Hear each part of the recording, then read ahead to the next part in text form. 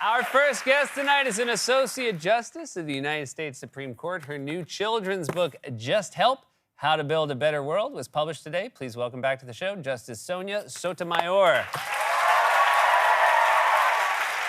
Hello, Justice. How are you? I'm well, Seth. How are you doing? I'm doing good. Are you technically in chambers right now? I'm technically in the courthouse, not in my private office. Okay, because I would love for you to say right now that I am seeing you in your chambers, because that is like the dream in my life, is to be an attorney and have a judge say, "See me in my chambers."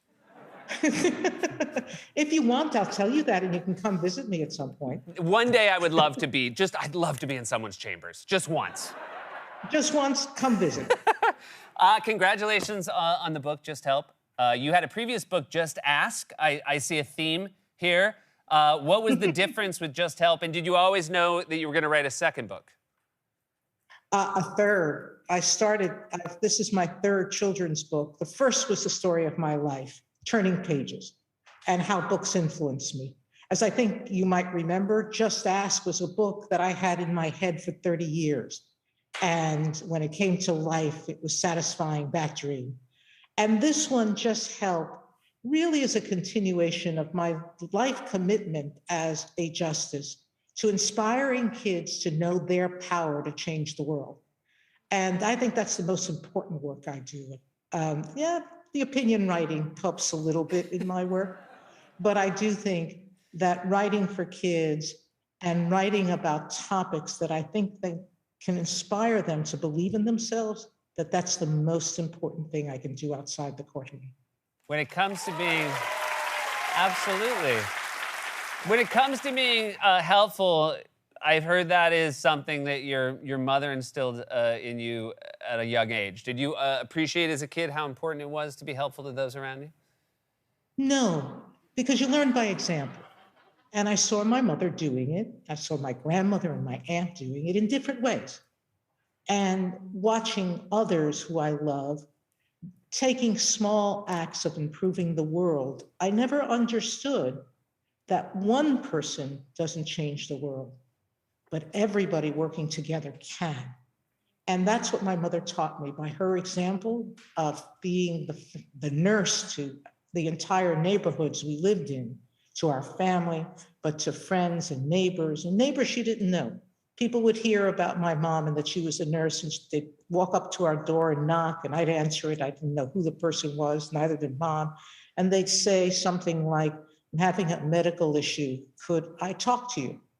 And inevitably it would be they needed some help taking medication. And my mother would always say yes, and just do it out of the goodness of her heart.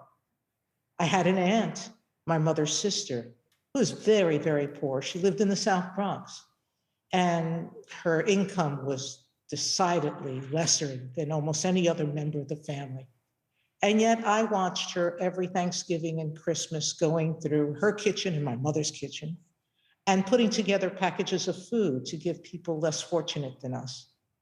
And I didn't see those acts of what people think of as kindness, but they're really civic participation. They're participating in making your neighborhood and your community better. And so as I grew up, I figured out, something? They set an example for me. Now I have to follow it. And you can do small things like mom, and that they weren't so small. They were very important to the people they were doing it for. But you could take small steps and then bigger steps. And this book, Just Help, is about some of those bigger steps kids can take. Just because you're a kid doesn't mean you're not powerful. Now, I'm wondering, have you heard from kids who read your books? Are they aware that they're reading a children's book that is written by a Supreme Court justice, or do they just think you're a very successful children's author who also has a side gig? I don't know what the kids initially think, but I do know that their parents kind of tell them along the way. So by the time they finish the book, they know what my day job is. But I did have a very young child whose mother told me her favorite book was about me. And her mother read it to her every single night. And she asked me whether she could bring her child to meet me, and I said, absolutely yes. And the little girl walked into my office and looked at me, looked all around, and couldn't find the figure of me that she had seen in the book. She didn't realize I had grown up. So she was a little disappointed. I've received letters from her since telling me about her life. I think she figured it out. But it's hard to know what kids think. They see you on television, and sometimes they wonder, how is it that you come out of the television to talk to them? I find with my kids, the moment I'm having now is, a lot of actors who are voices in animated movies that my kids watch have been on this show. And I'll say, Daddy, talk to that actor. And I'll show a clip, and they just immediately like, I don't like this. I don't like seeing that bear as a human being. I expect that is true. And I know kids must have that reaction every once in a while.